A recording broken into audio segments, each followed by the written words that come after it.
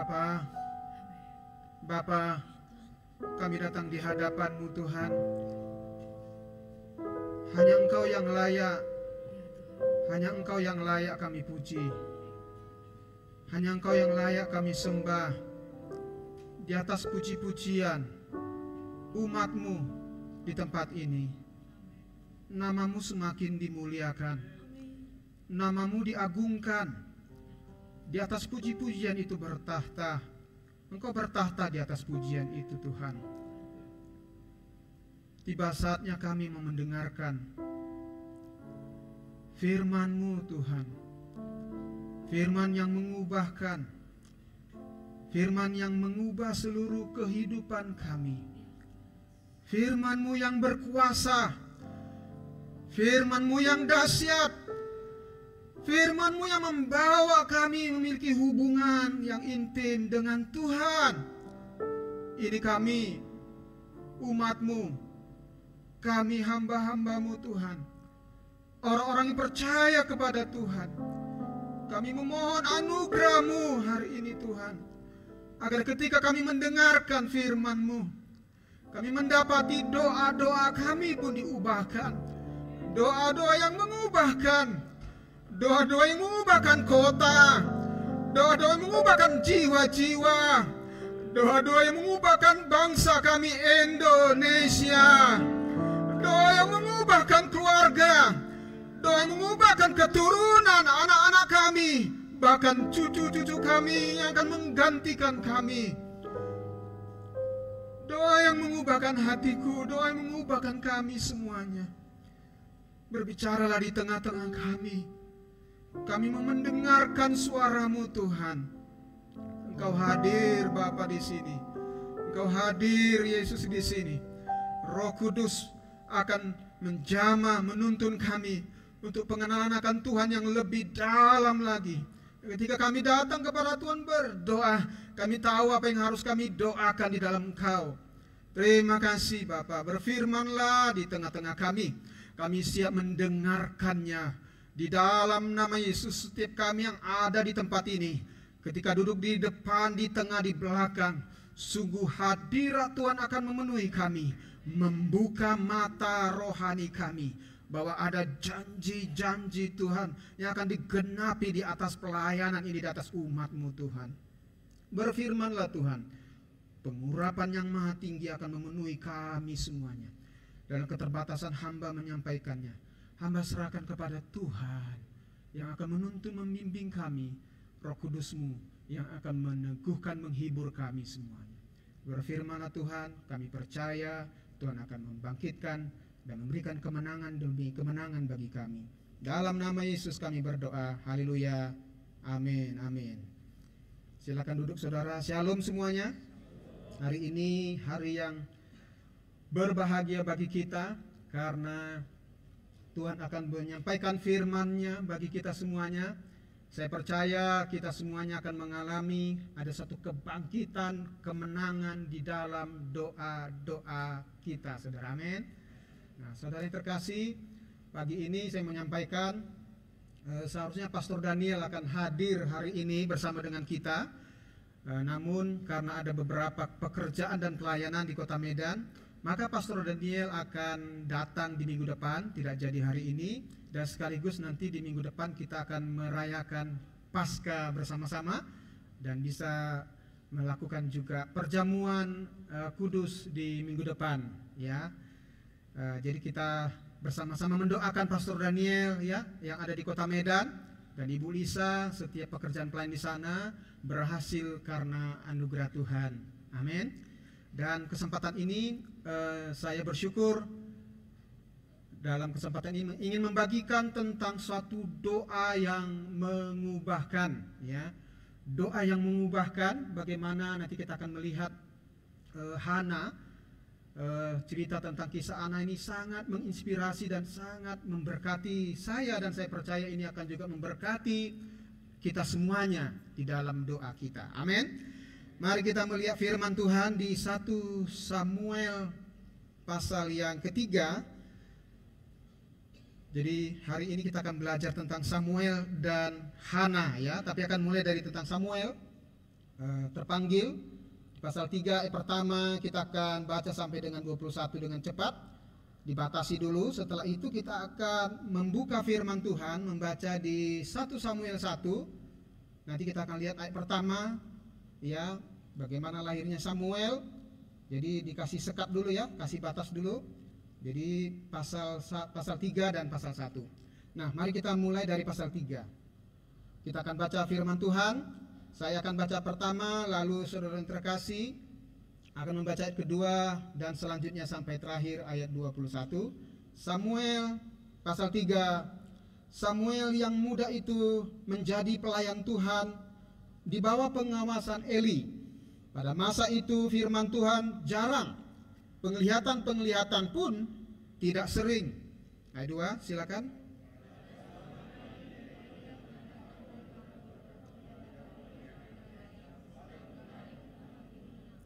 Lampu rumah Allah belum lagi padam. Samuel telah tidur di dalam bait suci Tuhan, tempat tabut Allah.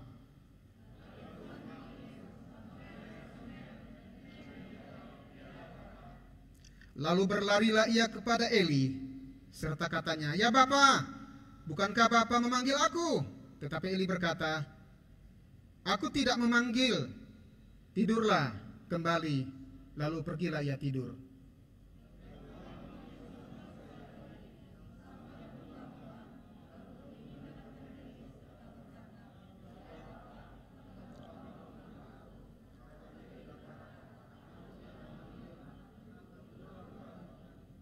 Di ayat 7 dikatakan Samuel belum mengenal Tuhan. Firman Tuhan belum pernah dinyatakan kepadanya.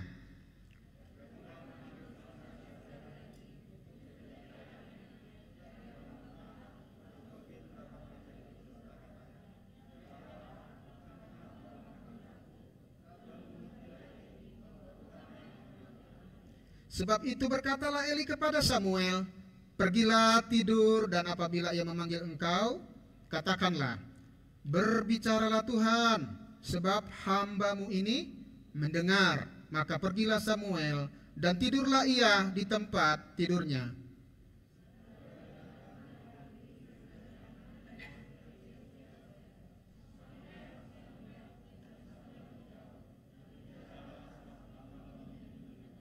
Lalu berfirmanlah Tuhan kepada Samuel, "Ketahuilah, aku akan melakukan sesuatu di Israel, sehingga setiap orang yang mendengarnya akan bising kedua telinganya."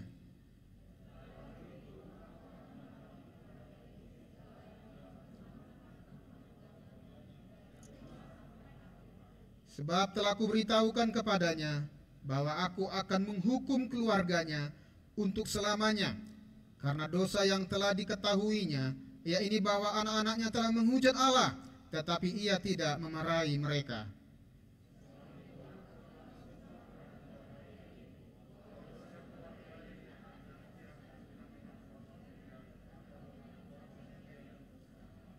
Samuel tidur sampai pagi. Kemudian dibukanya pintu rumah Tuhan. Samuel segan memberitahukan penglihatan itu kepada Eli.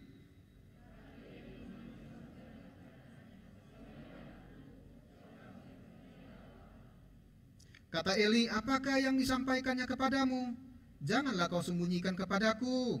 Kiranya beginilah Allah menghukum engkau, bahwa lebih lagi daripada itu, jika engkau menyembunyikan sepatah kata pun kepadaku dari apa yang disampaikannya kepadamu itu."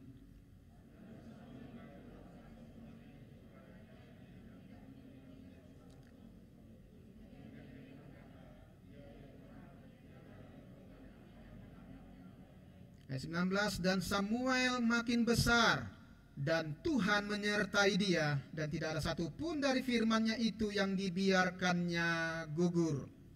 Maka tahulah seluruh Israel dari Dan sampai Berseba bahwa kepada Samuel telah dipercayakan jabatan Nabi Tuhan. Dan Tuhan selanjutnya menampakkan diri di Silo, sebab ia menyatakan diri di Silo kepada Samuel dengan perantaraan firman-Nya." Amin, saudaraku. Berbahagialah kita membaca firman Tuhan dan mendengarkan dan melakukannya. Amin. Saudara yang terkasih, ini cerita tentang Samuel ya. Samuel ini adalah, siapakah Samuel ini saudara ya? Tapi sebelum kita melihat berasal dari manakah Samuel, siapakah orang tuanya, dan kita akan melihat sebelum ini saudara, dalam kitab Samuel pasal ketiga ini dikatakan di ayat yang pertama saudara, pada saat Samuel dipanggil Tuhan, pada masa ini jarang sekali ada namanya firman Tuhan. Dan jarang sekali namanya firman Tuhan dan juga penglihatan pada masa itu. Jadi Tuhan tidak berbicara pada masa ini saudara. Pada masa-masa hakim-hakim, transisi masuk kepada kisah Samuel, Tuhan tidak ada berbicara sama sekali. Jadi bisa dibayangkan pada masa itu ada namanya seorang nabi namanya Nabi Eli. Pada saat itu juga Nabi Eli ini adalah yang memelihara dan ada di bait suci, waktu itu namanya di kota di Silo. Tapi waktu itu saudara, Nabi Eli juga punya anak-anak ya. Ada anak-anaknya yang juga menjadi imam di Silo. Pada waktu itu kota di Silo adalah tempat bait suci Tuhan. Pada waktu itu bangsa Israel datang beribadah ke sana. Dan anak-anak Nabi Eli juga nakal-nakal saudara ya. Nakal-nakal artinya pada akhirnya ceritanya ini anak-anak daripada Nabi Eli ini menodai nama Tuhan. Jadi nama anak-anak Eli ini sangat terkenal waktu itu nakal dan menghujat nama Tuhan pada saat itu saudara. Dan Tuhan berdiam diri, tidak ada berbicara sama sekali kepada bangsa Israel. Nah saudara yang terkasih, pada masa itu tidak ada penglihatan, firman Tuhan juga jarang terjadi. Tapi tiba-tiba Samuel mendengar namanya dipanggil. Samuel, Samuel. Padahal waktu itu saudara tahu Tuhan tidak pernah berbicara lagi. Dan waktu itu saudara dikatakan di ayat yang ke-5 dikatakan situ, maaf ya, bahwa dikatakan di situ Samuel ayat 7, Samuel belum mengenal Tuhan ya. Firman Tuhan belum pernah dinyatakan kepadanya. Dan saudara terkasih, pada waktu itu suara Tuhan, firman Tuhan tidak ada terdengar, penglihatan tidak terjadi. Maka Samuel pun tidak pernah mendengar dan tidak mengenal siapa Allahnya saudara. Bahwa dia dipanggil oleh Allah pada saat itu. Makanya berapa kali dia mendengar suara itu, dia pikir ini pasti Nabi Eli sedang memanggil dia. Karena Nabi Eli waktu itu matanya sudah mulai kabur saudara ya. Kabur itu apa ya? Buram, mungkin karena usianya sudah mulai tua saudara. Mungkin pikirnya mungkin Nabi Eli memanggil saya karena dia mungkin perlu bantuan, kira-kira gitu saudara ya. Mungkin dia perlu bantuan, saya harus cepat datang kepada Bapa supaya dia tidak terlampau lama menunggu saya. 3 kali dipanggil Samuel oleh suara itu, 3 kali dia tidak mengenal bahwa itu suaranya bukan suara dari Nabi Eli, tapi suara dari Tuhan saudara. Waktu saya membaca dan merenungkan ini saudara, bagaimana mungkin Samuel tidak mengenal Allah? Bukankah dia adalah seorang nabi, waktu itu masih muda, dan dia, kita mau belajar siapakah sesungguhnya Samuel ini, kenapa dia menjadi nabi pada saat itu saudara. Walaupun dia sedang diawasi di rumah Tuhan oleh Nabi Eli waktu itu saudara ya. Mari kita lihat siapakah sesungguhnya Samuel ini, sehingga Tuhan ingin berbicara kepada dia. Sama seperti kita saudara, siapakah kita ini sehingga Tuhan mau berbicara kepada kita, Tuhan mau ingin menyampaikan pesan-pesan firman Tuhan hari ini. Nah tapi kita melihat pertama kali Samuel saudara ya. Nah kita lihat di sekat tadi pertama adalah di 1 Samuel pasal 1. Lahir Samuel saudara ya. Samuel ini adalah anak daripada bapaknya namanya Elkana. Elkana ini adalah seorang berasal dari kota Rama ya. Ramataim ini maksudnya lebih dikenal waktu itu namanya kota Rama. Istrinya ada 2 ya, istrinya ada 2, yaitu satu Hana, satu lagi Penina gitu ya. Jadi dimadulah ceritanya saudara. Dalam kisah ini Hana mandul saudara ya. Hana mandul dan Penina punya anak ya. Dan pada masa itu saudara, mereka punya kebiasaan yang baik. Mereka sering setiap tahun itu saudara datang ke rumah Tuhan. Mereka pergi dari kota Rama, mereka pergi ke kota Shilo. Jadi Shilo ini tempat bait suci Tuhan seperti kita beribadah, saudara ya. Jadi bangsa Israel di sana beribadah. Jadi ada anak-anak dari Imam Eli melayani di sana, saudara. Nah, pada waktu saudara datanglah Hana, dia datang selepas makan bersama dengan Nabi Eli dan juga suaminya Elkana dan juga Penina. Dia merasa sangat disakiti oleh Penina. Jadi bayangkan saudara, ada dua istri, satu sudah punya anak, satu mandul. Jadi waktu itu sering sekali Hana diperlakukan tidak adil, saudara. Hana sering diejek, dihina. Kamu perempuan gak punya keturunan. Apalagi kita dalam culture orang Indonesia Timur ya. Kalau tidak punya anak rasanya bagaimana, saudara? Kamu ini mungkin ada kutuk gitu ya. Jadi pada saat itu Penina selalu menghina dan mengejek-ngejek Hana, saudara, karena dia mandul. Nah, dalam pemikiran kita, saudara, kenapa Hana ini bisa mandul? Dan Tuhan menutup kandungan daripada Hana, saudara. Kadang-kadang kita berpikir, wah ini kejam sekali ya. Tuhan kejam, Tuhan sangat kejam sehingga Hana ini tidak punya keturunan, saudara. Tapi lihat apa yang terjadi, saudara. Kita mau belajar tentang Hana ini, saudara.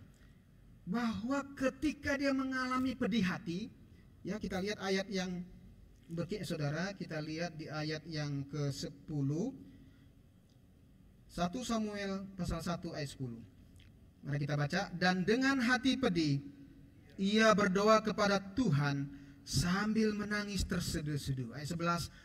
Kemudian bernazarlah ia, katanya, Tuhan semesta alam, jika sungguh-sungguh engkau memperhatikan sengsara hambamu ini dan mengingat kepadaku dan tidak melupakan hambamu ini, tetapi memberikan kepada hambamu ini seorang anak laki-laki, maka aku akan memberikan dia kepada Tuhan untuk seumur hidupnya, dan pisau cukur tidak akan menyentuh kepalanya. Jadi saudara, perempuan ini, Hana ini terus menerus berdoa di hadapan Tuhan. Maka waktu itu Nabi Eli ada di Shilo, waktu itu melihat kenapa si Hana ini berdoa atau mabuk. Nah, bayangkan saudara ya, kalau kita baca selanjutnya, karena pada waktu ibadah di Shilo itu, saudara, ada namanya anggur ya, ada namanya makanan-makanan yang mereka nikmati. Jangan-jangan Hana ini mabuk gitu ya, padahal dia sedang berdoa seperti komat kamit. Betapa dia merasa pedih hati. Dan Hana berseru di hadapan Tuhan, Tuhan, aku ini hambamu. Tapi waktu dia berdoa, suaranya tidak keluar. Jadi seperti orang orang yang hatinya sangat pedih, dia berseru di hadapan Tuhan. Ada satu beban hati daripada Hana sehingga dia seperti orang mabuk, saudara. Lalu Eli bertanya dengan pikirannya ya, kamu ini mabuk ya? Tapi Hana berkata, saya tidak mabuk, saya tidak minum, saya tidak mabuk karena saya sedang berdoa kepada Tuhan, saudara. Nah, saudara yang terkasih, Eli kaget, Nabi Eli, dan dia lihat ini orang berdoa atau komat kamit kira-kira, saudara ya. Tapi itulah hatinya daripada Hana, saudara. Dia berdoa seperti orang mabuk. Dia tersungkur, mungkin dia berguling-guling pada saat itu, saudara. Dia meminta, Tuhan belas kasihan-Mu, aku meminta seorang anak laki-laki. Nah, kita belajar, saudara. Saudara yang terkasih, Hana ini meminta kepada Tuhan dengan jujur. Dia jujur, saudara. Waktu dia datang kepada Tuhan, dia terbuka di hadapan Tuhan. Aku meminta seorang anak, dan kalau anak ini Kau berikan Tuhan, aku akan, dia bernazar, saudara ya, akan kupersembahkan kepada Tuhan. Amin, saudara. Dia bernazar seperti itu. Seringkali juga orang-orang Kristen demikian, saudara. Waktu dia berdoa, ya mungkin kita bernazar, saudara ya, kalau Tuhan tepati doaku ini, maka aku akan melayani Tuhan. Mungkin begitu ya. Kalau Engkau tepati doaku ini Tuhan, Kau beri anak bagiku, walaupun istriku mandul, tapi Engkau berikan anak, maka anakku akan melayani Tuhan. Tapi apa yang terjadi hari-hari saudara ketika anaknya sudah lahir, keren, ganteng, cakep, sekolahnya tinggi-tinggi, ya udahlah, kamu lanjut aja lah kuliah, nanti aja melayani Tuhan, gitu ya saudara ya. Lupa dengan nazarnya. Tapi Hana, sekali dia bernazar, dia percaya apa yang Tuhan sudah berikan, maka dia akan kembalikan kepada Tuhan, saudara. Amin, saudara. Hana dihampiri oleh suaminya Elkana, dan akhirnya Tuhan berkenan bagi Hana, saudara, dan diberikanlah anak bagi dia, namanya Samuel. Dikatakan di situ ya, anak dari jeritan, anak dari rintihan seorang ibu, namanya Ibu Hana, saudara. Jadi arti Samuel itu adalah Allah mendengarkan jeritan hati seorang ibu, saudara. Saudara, mungkin kita berpikir kenapa Samuel dipakai Tuhan. Jadi keturunan dari Elkana ini adalah dari keturunan Lewi, saudara ya. Dan pada saat itu Hana bersukaria, saudara. Kalau kita lihat di ayat berikutnya, saudara, dia datang ke bait suci Tuhan ya. Kalau kita lihat di pasal 1, waktu dia hamil, saudara, ayat 27 dikatakan, untuk mendapat anak inilah aku berdoa, kata Hana, dan Tuhan telah memberikan kepadaku apa yang kuminta daripadanya. Ayat 28, maka aku pun menyerahkannya kepada Tuhan seumur hidup, terserahlah ia kiranya kepada Tuhan. Lalu sujudlah mereka di sana menyembah Tuhan, saudara. Mari jemaat Tuhan, kalau kita sudah diberkati Tuhan, maka kita juga harus memberikan persembahan yang terbaik di hadapan Tuhan, saudara. Hana tidak hanya bersukaria, tapi dia juga datang kepada Tuhan. Dia mempersembahkan korban persembahan kepada Allah. Waktu itu di Silo, saudara ya. Amin, saudara. Kadang-kadang kita ibadah datang, ya mungkin kita datang dengan sukacita, tiba saatnya memberikan persembahan. Terkadang kita buka dompet atau tas kita, dompet di tas. Kalau kita gadis mungkin ada dompet kecil kita ambil mana yang ada di dalam dompet, saudara. Tapi Hana, dia punya kebiasaan yang baik. Dia tahu bersyukur kepada Tuhan karena doanya sudah dikabulkan oleh Tuhan. Dia memberikan persembahan yang terbaik di hadapan Tuhan. Tidak hanya memberikan persembahan, tapi Samuel yang sudah diberikan Tuhan, dia juga persembahkan kepada Tuhan. Saya teringat dengan Sarah ya. Ada 3 ibu yang mandul di perjanjian lama.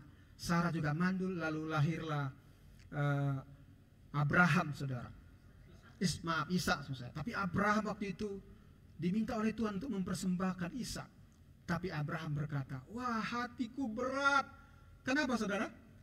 Ini anak yang susah payah didapatkan dengan banyak jeritan air mata. Tiba-tiba Tuhan meminta. Bayangkan ibu-ibu, gimana perasaan hati yang pedih waktu itu. Mungkin waktu Ishak dibawa oleh Abraham, ibunya Sarah sudah menangis, saudara ya. Tapi Hana, saudara, dia rela mempersembahkan Samuel untuk menjadi pelayan Tuhan, saudara. Saya belajar dari sini, dan kita semua belajar, saudara.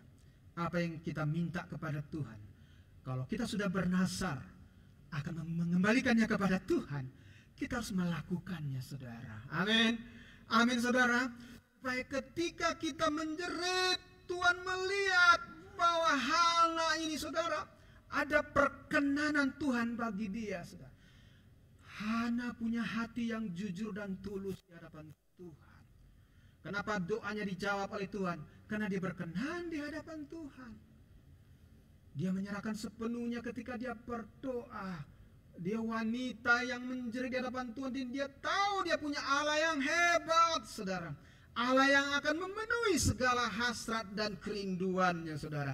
Maka Hana juga percaya dia punya Tuhan yang besar, saudara.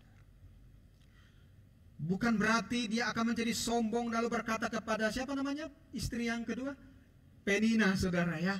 Tapi dia tahu bahwa ketika nanti ini lahir anaknya, tidak hanya dia bersuka cita karena lahirnya Samuel, tapi dia dikatakan di pasal yang kedua, mari kita lihat puji-pujian daripada Hana, ya.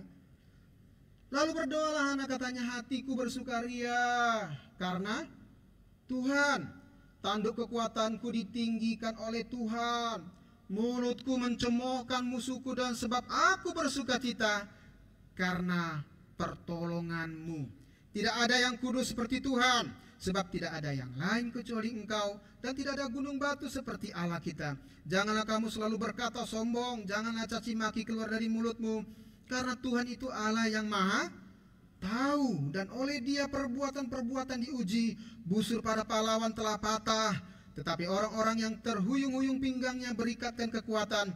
Siapa yang kenyang dahulu sekarang menyewakan dirinya karena makanan, tetapi orang yang lapar dahulu sekarang boleh beristirahat. Bahkan orang yang mandul melahirkan 7 anak, tetapi orang yang banyak anaknya menjadi layu.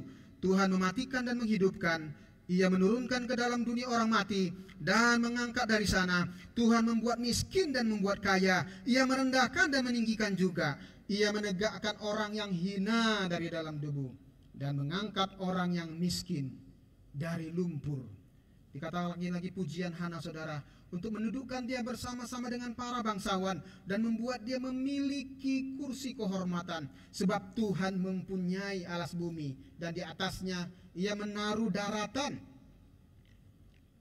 Langkah kaki orang-orang yang dikasihinya dilindunginya, tetapi orang-orang fasik akan mati binasa.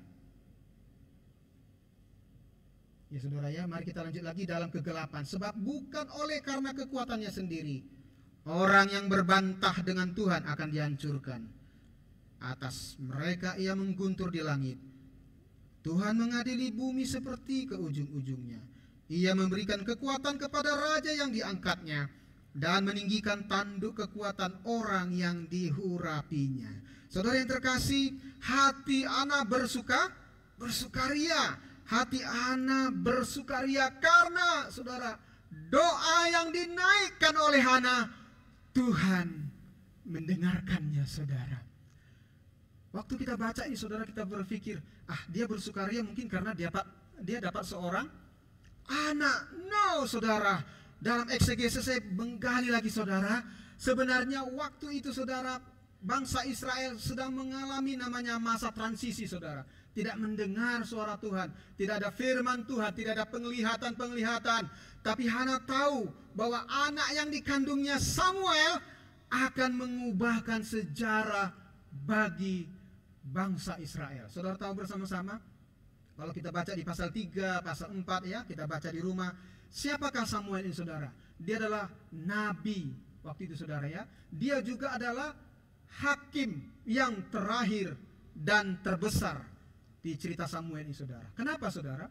Karena pada masa itu Tuhan akan mengangkat raja di atas bangsa Israel, saudara. Ada 2 raja yang diurapi oleh Samuel. Pertama, raja bangsa Israel, siapa namanya? Saul, saudara. Siapa yang mengurapi Saul? Nabi Samuel, saudara. Lalu Tuhan juga mengangkat parasnya yang elok, namanya siapa? Daud. Dan Tuhan juga memakai Nabi Samuel mengurapi Raja Daud, saudara. Dan pada masa itu, saudara, masa hakim-hakim memasuki kepada masa Samuel itu, dan bangsa Israel akhirnya punya raja, dan kerajaan Israel dibangun pada saat itu. Siapakah Samuel ini, saudara? Orang yang bersejarah, namanya termasyhur, saudara, bahwa Tuhan memakai Hana melahirkan seorang anak hamba Tuhan yang luar biasa, saudara. Mari ibu-ibu, doa-doa yang kita naikkan itu doa yang mengubahkan bangsa ini, saudara. Kalau Hana berdoa, dia tahu dia mendapatkan anak itu, saudara. Ya, menurut perspektif daripada kerajaan Allah, Dia bersukaria karena dia tahu anak yang dikandungnya ini akan menjungkir balikan keadaan pada waktu itu, saudara. Mari kita naikkan doa-doa kita seperti Hana. Amin. Doa yang tulus, doa yang jujur di hadapan Tuhan. Dia jujur di hadapan Tuhan, dia berdoa apa adanya, saudara. Karena doa Hana ini mengubahkan pada masa itu, saudara. Saya percaya bahwa doa kita semuanya akan mengubahkan bukan hanya kota kita, bangsa kita, keluarga kita, saudara. Amin.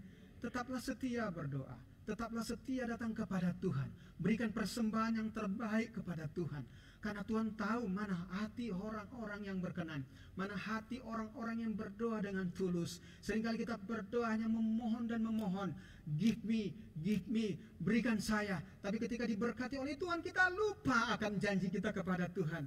Apa yang kita katakan kepada Tuhan, Tuhan mendengar dan menepati dan memuaskan segala hasrat kita, saudara. Amin, saudaraku. Dan saya percaya Samuel pertama dia tidak mengenal Tuhan, tapi bapaknya dan ibunya tentu pasti mengenal Tuhan.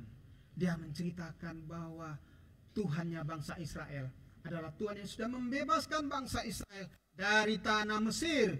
Bahkan laut Teberau pun dibelah, bahkan dikeringkan supaya bangsa Israel bisa melewati dan memasuki tanah Kanaan, saudara. Saya yakin percaya anak-anak kita juga akan kita ajarkan bahwa Tuhan kita, Tuhan yang hebat, Tuhan yang dahsyat, yang akan menepati janjinya bagi kita, saudara. Dan Samuel akhirnya dibesarkan waktu itu, saudara, ya. Samuel sering dibawa ke Silo, tempat bait suci Tuhan. Di sana dia dibesarkan dan diawasi oleh Nabi. Akhirnya Nabi Samuel menggantikan Nabi Eli, saudara. Dan pesan Tuhan kepada Samuel, mari kita lihat, saudara, ya. Pada saat Samuel ada di Silo dan Tuhan menghampiri Samuel, saudara, ya. Mari kita lihat di pasal yang ketiga. Kembali ke pasal yang ketiga, saudara. Samuel pasal ketiga ayat yang ke-20 ke-19, saudara, ya.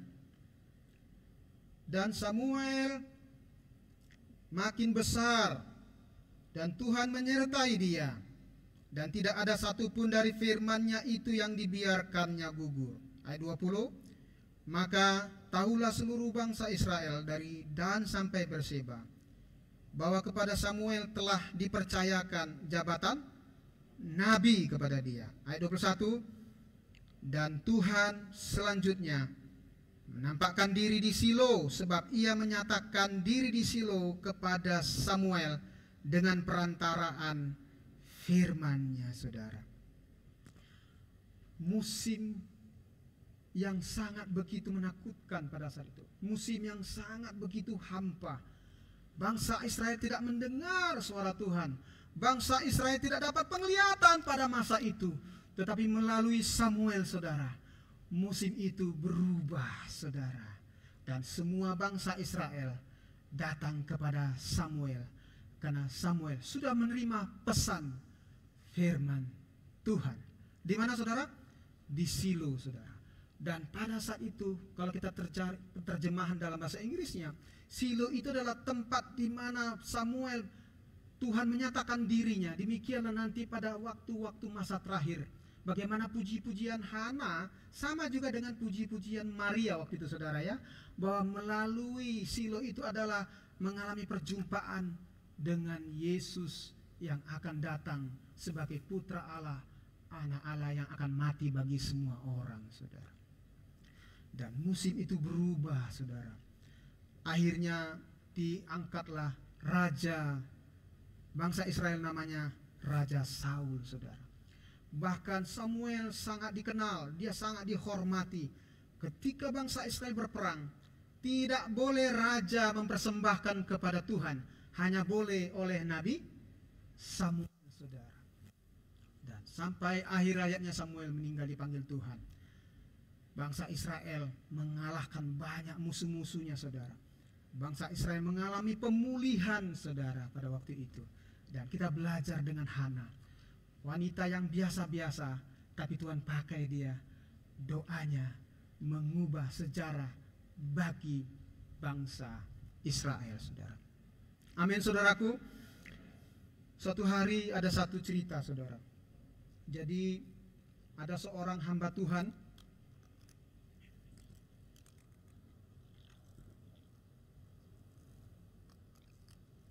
berkunjung ke sebuah rumah sakit.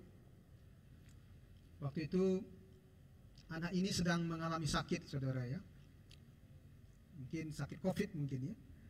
Lalu datanglah hamba Tuhan. Dia berkunjung kepada anak muda ini. Dan biasa ya, berkunjung, dia mau berdoa. Lalu dia membawa seikat bunga, saudara. Nah, bunga itu datang, dia masuk, dia berdoa. Tiba saatnya hamba Tuhan ini akan pulang, saudara. Lalu bunga itu diberikan kepada anak muda ini. Nah, anak muda itu menerima bunganya dengan ya senang. Tapi ketika dilihat bunganya, saudara, bunga yang diberikan oleh hamba Tuhan ini, bunganya sudah layu, saudara. Dan dia lihat, dia bertanya, kenapa ya Tuhan memberikan bunga yang layu kepada saya, katanya. Satu kesempatan anak muda ini turun dari tempat tidurnya, dia mencoba menyusul hamba Tuhan ini. Lalu dia tanya kepada hamba Tuhan ini, saudara. Dalam ilustrasi ini dia tanya, Pak Pendeta, saya senang Bapak datang. Saya senang Bapak mendoakan saya. Tapi pertanyaan saya, kenapa saya dikasih bunga yang layu? Nah, biasanya orang datang deh pakai bunga yang segar gitu ya. Anak muda katanya, saya ingin menceritakan sesuatu kepadamu. Dulu waktu engkau masih kuliah, engkau berkata, Pak Pendeta, saya masih muda, saya mau melayani Tuhan, kata gitu ya. Tapi ada tapinya, saya mahasiswa tapi saya masih ingin belajar, saya masih ingin mencapai cita-cita saya, katanya gitu ya. Lalu Pak Pendeta bilang, kalau begitu gunakanlah waktumu, layanilah Tuhan, katanya. Lalu anak muda bilang, aduh nantilah Pak Pendeta, tunggu selesai dulu kuliah saya, gitu ya. Dan saya ingat 3 tahun kemudian engkau sudah menyusun skripsi, sedikit lagi akan selesai. Lalu saya tanya lagi, kapan kamu melayani Tuhan? Lalu berkata lagi anak muda ini, tunggulah Pak Pendeta, selesai dulu skripsi saya, paling ada 3 bab lagi atau 4 bab lagi, sedikit lagi kesimpulan, gitu ya. Dan saya mungkin nanti bulan Mei akan wisuda, nantilah bulan 6 saya melayani Tuhan, gitu ya. Lalu Pak Pendeta mengingatkan, oke, saya tunggu kamu ya, selesai skripsi kamu akan melayani Tuhan. Dan Tuhan berkati anak muda ini, skripsinya selesai, dapat nilai yang terbaik, dia disidang dan lulus, saudara. Dan saya tanya kembali kepada kamu waktu itu, masih ingatkah? Kamu sudah selesai skripsinya? Sudah Pak, terima kasih doanya Pak Pendeta. Ayo, sekarang pergilah ke kaum muda, layanilah anak-anak muda di sana. Engkau menjawab juga waktu itu berkata, saya masih ingat betul. Tunggulah Pak Pendeta, saya kerja dulu. Orang tua saya sudah banyak menghabiskan uang untuk saya kuliah. Saya datang di kota ini hanya mau kuliah, mau jadi sarjana, dan saya akan berhasil. Kira-kira gitu, saudara ya. Kalau saya nanti berhasil, punya mobil, punya istri cantik, saya akan melayani. Anak-anak saya akan ajak melayani, berdoa, puasa, melayani Tuhan gitu. Dan sekarang kamu sudah bernasar, tapi engkau tidak melayani Tuhan. Waktumu sudah semakin singkat. Maka saya membawa bunga yang layu kepadamu. Artinya engkau sudah tidak punya waktu lagi melayani Tuhan. Anak ini menangis, saudara. Oh, itu maknanya Pak Pendeta. Oh, Tuhan ampuni saya. Ya sudahlah, datang kepada Tuhan, berdoalah, bertobatlah kepada Tuhan. Saudara yang terkasih, melalui ilustrasi ini saya diingatkan oleh Tuhan, jangan kita tunda-tunda datang kepada Tuhan. Jangan tunda-tunda, saudara. Karena masa-masa ini, saudara, Tuhan akan menjelang kedatangan Dia. Akan tertutuplah pintu, saudara. Walaupun kita sekuat tenaga menggedor-gedor pintu, pintu tetap tertutup rapat. Kalau hamba Tuhan, kalau pelayan sudah mengingatkan kita untuk melayani Tuhan, ayo kita serahkan diri kita kepada Tuhan, saudara. Kalau engkau tergerak menjadi seorang pendoa di Hana, berdoalah sungguh-sungguh kepada Tuhan. Kalau engkau diajak Tuhan bergerak untuk berdoa dalam doa puasa, ayo kita datang kepada Tuhan, berdoalah, gunakan waktu yang ada, saudara. Engkau akan diajak oleh Ibu Masria menjadi seorang aser. Jadilah seorang aser yang setia melayani Tuhan, saudara. Kalau engkau dipanggil Tuhan untuk tergerak untuk menjadi seorang membawa berita kabar baik, serahkanlah hidupmu kepada Tuhan. Aku mau memberitakan Injil kepada banyak orang, saudara. Jangan sampai suatu kali nanti Pak Pendeta datang hanya membawa bunga yang layu kepadamu. Dan saya diingatkan kembali, termasuk anak-anak kita, saudara. Walaupun saya seorang hamba Tuhan, saya selalu mengingatkan anak-anak kami, ayo datang kepada Tuhan. Pengenalan akan Tuhan itu menjadi jaminan dalam hidupmu bahwa akan mengalami kehidupan yang kekal. Dan ketika kedatangan Yesus kedua kali, Tuhan mendapati kita tetap setia melayani Dia, saudara. Amin. Percaya ada janji Tuhan, Dia akan genapi gerejanya, Dia akan menggenapi bagi kita orang-orang yang melayani Tuhan. Itu menjadi prioritas Tuhan, akan memberikan mahkota bagi kita, saudara. Jangan tunda lagi. Jangan katakan lagi, nantilah kalau usahaku berhasil, nantilah kalau pekerjaan aku jadi manajer, nanti kalau aku menjadi seorang CEO, aku akan persembahkan uang banyak-banyak di gereja ini. No, saudara. Tuhan mau hatimu, saudara. Amin. Tuhan mau hatinya Hana. Makanya Hana berkenan di hadapan Tuhan, karena hatinya di hadapan Tuhan terbuka, saudara. Orang yang memiliki hati kerajaan Allah itu adalah orang yang hati yang mau dibentuk, orang yang punya hati yang mau ditegur, orang itu adalah hati yang mau diingatkan oleh Tuhan melalui gereja ini, Tuhan. Amin, saudara. Melalui gereja Tuhan. Jangan tunda lagi, saudara. Hari-hari ini sudah semakin jahat. Banyak anak-anak kita kalau tidak melayani Tuhan, maka dia akan melayani Allah-Allah yang lain, saudara. Saya teringat dengan bangsa Israel. Sudah dikatakan diberikan 10 perintah melalui Musa, tapi juga mau bangsa Israel tegar tengkuk, mau menyimpang ke kiri ke kanan, lupa akan janji Tuhan bahwa bangsa Israel akan masuk kepada tanah Kanaan, akan berlimpah-limpah susu dan madu. Amin. Dan pada saat itu bangsa Israel hanya Joshua dan Kaleb saja yang sampai ke tanah Kanaan, saudara. Dan warisan dibagi-bagi, saudara. Amin. Walaupun Lewi tidak dapat bagian, tapi Tuhan memberikan pegunungan Efraim untuk suku Lewi, imam-imam yang melayani Tuhan, saudara. Ayo, saya mengajak kita jemaat Tuhan. Kalau engkau sudah mulai diajak, diingatkan oleh Tuhan untuk melayani Tuhan, jangan tunda-tunda lagi, saudara. Aku mau hari ini Tuhan, aku mau menyerahkan hidupku sepenuhnya kepada Tuhan.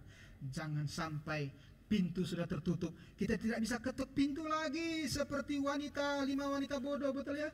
Ada 5 wanita bijaksana, saudara, sampai kehabisan minyaknya, saudara. Pengantin pria sudah datang, saudara, karena gereja Tuhan ini adalah pengantin wanitanya Tuhan, saudara. Gereja ini adalah tubuh Kristus. Yesus menjadi kepala. Kemana Tuhan mau? Kami mau mengikut Yesus. Amin. Kemana Tuhan mau? Saya mengikut Engkau.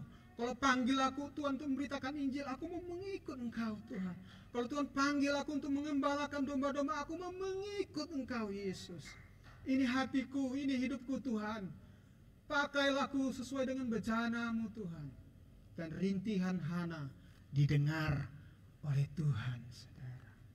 Mari kita datang kepada Tuhan. Kita merenungkan firman Tuhan, saudara. Samuel menjadi nabi, hakim yang terakhir dan terbesar. Tuhan pakai Samuel untuk mengubah musim itu, saudara. Mari kita merenungkan. Kalau Tuhan sudah panggil saya, Tuhan sudah panggil saudara, responilah panggilan itu. Tidak usah tunda-tunda lagi, tunggu besok, tunggu tahun depan, tunggu dulu pandemi ini berlalu Tuhan, baru aku melayani Tuhan. No, hari ini juga, waktu ini juga, hari Minggu ini, aku mau menyerahkan hidupku sepenuhnya kepada Tuhan. Saudara yang terkasih, mari kita merefleksikan firman Tuhan ini. Saya mau menyampaikan, melayani Tuhan adalah sesuatu kebanggaan bagi kita. Melayani Tuhan adalah sesuatu yang lebih berharga dari semua yang ada. Melayani Tuhan dan menyerahkan hidup kita kepada Tuhan, itu nilainya sangat tinggi di hadapan Tuhan. Kenapa Hana doanya dijawab? Karena dia berkenan di hadapan Tuhan. Dia berkenan Perkenanan Tuhan yang membuat kita berhasil. Hana bersuka cita, Hana bersukaria karena dia berkenan di hadapan Tuhan. Doa-doanya didengar oleh Tuhan. Bahkan melalui Hana muncullah pemimpin yang baru namanya Samuel. Allah mendengar jeritan Hana. Kalau engkau punya pergumulan, engkau punya persoalan anak-anakmu, naikkanlah doamu kepada Tuhan. Ketika engkau bernazar kepada Tuhan, tepatilah apa yang sudah kita nazarkan. Seringkali kita berkata, aku berhasil dulu, ada proyek-proyekku berhasil dulu, baru aku mau menyerahkan hidupku kepada Tuhan. Tapi Hana, dia konsisten. Akhirnya Samuel dipakai Tuhan karena Tuhan melihat Hana, doa ibunya, saudara. Saya teringat dengan ibu saya, saudara.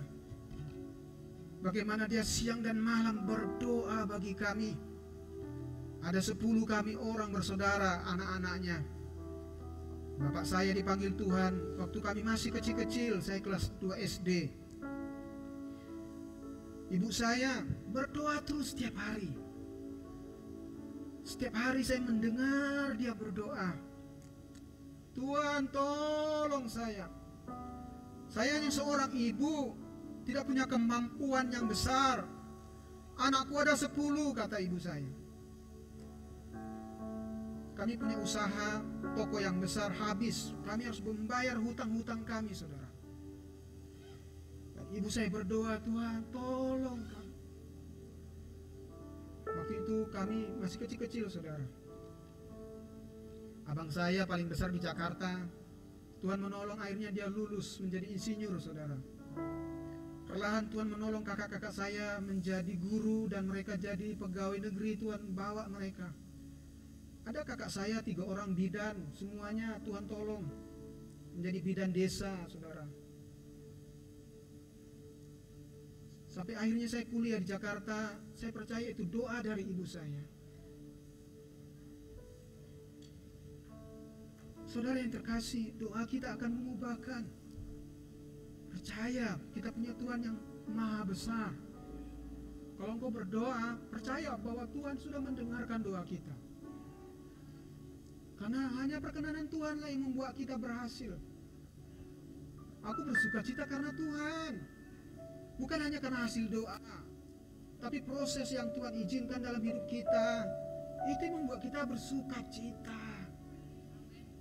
Matanya tertuju kepada umat Tuhan di tempat ini. Matanya melihat para pemimpin-pemimpin yang berdoa di tempat ini. Mari kita refleksikan firman Tuhan, merenungkannya sebelum kita pulang, saudara. Apakah kita tetap setia berdoa, atau masih kita sudah lupa berdoa, atau bahkan kita tidak pernah lagi berdoa? Hana berdoa bukan hanya untuk diri sendiri. Hana berdoa untuk bangsa Israel. Ini bicara tentang bangsa Israel. Ini bicara tentang kerajaan Allah untuk bangsa Israel. Demikianlah kita berdoa untuk bangsa kita Indonesia. Akan mengalami pemulihan. Bangsa kita akan mengalami takut akan Tuhan. Bahkan pemerintah-pemerintah akan takut akan Tuhan. Ada di kota ini, ada di bangsa kami. Masa-masa COVID ini kita akan tetap bersuka cita karena pertolongan Tuhan. Karena Tuhan ada di pihak kita. Siapakah lawan kita? Dia menyatakan dirinya. Hana mengatakan, aku punya Allah yang dahsyat, Allah yang hebat. Lihat suatu kali, saudara, doa kita akan dijawab oleh Tuhan. Mari kita bersuka cita. Mari kita bersukaria. Karena perkenanan Tuhan bagi gerejamu. Karena perkenanan Tuhan bagi kami, pribadi-pribadi kami. Karena perkenanan Tuhanlah membuat anak-anak kami berhasil. Karena perkenanan Tuhanlah pelayan ini berkembang dan maju dan terus menjadi berkat. Mulai dari Pekanbaru, Riau akan janji Tuhan Indonesia. Gerejamu misioner ini akan menjadi berkat, Bapa. Kami akan melihat janjimu akan digenapi. Tunas-tunas baru yang akan muncul dari tempat ini, Tuhan. Terima kasih. Mari kita merenungkan firman Tuhan ini. Kita angkat pujian, saudara. Tuhan akan menolong kami, Tuhan. akan selalu berganti. Kita renungkan bagaimana Tuhan mau bekerja bagi gereja. Tuhan tetap abadi.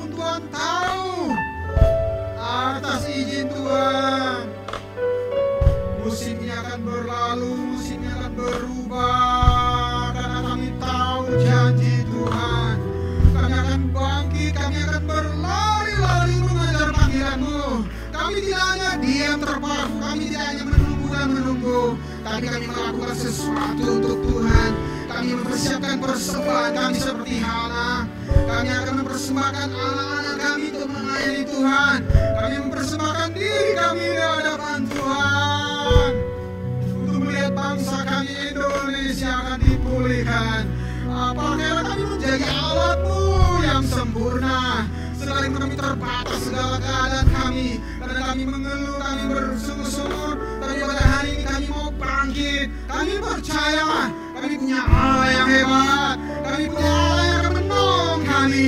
Tuhan pasti menolong gerejamu, Tuhan pasti akan menolong kami pelayan-pelayan Tuhan. Tuhan akan pasti menolong kami melewati musim ini, karena Engkau berjanji akan menggantikan musim ini. Musimnya akan berlalu, kami akan bersorak-sorai, akan ada tuayan yang besar melalui gerejamu, akan banyak ada teruna-teruna yang baru, tunas-tunas yang baru, pemimpin-pemimpin yang baru muncul di tempat ini, keluarga-keluarga yang mengalami kemenangan demi kemenangan, karena kami tahu Allah ada di pihak kami. Siapa yang lawan kami? Inilah doa kami, seperti Hana berdoa, air mata kami keluar, jeritan hati kami, rintihan kami. Engkau sungguh akan mengubahkan kami, Engkau sungguh akan mengubahkan hati kami. Ketika kami berdoa tidak seperti yang dulu lagi. Kami berdoa untuk Engkau, kami berdoa untuk Raja Allah, kami berdoa untuk Indonesia, tetangga-tetangga kami mengalami pemulihan. Dari tempat ini banyak orang baptis, dari tempat ini banyak orang yang mengenal Tuhan. Pengenalan akan Allah akan membuat kami berkenan di hadapan Tuhan. Dan kami kenal siapa Tuhan kami kenal dan kami tahu bahwa Tuhan punya mau kehendak-Mu, makanan kami akan lakukan kehendak Bapa. Tuhan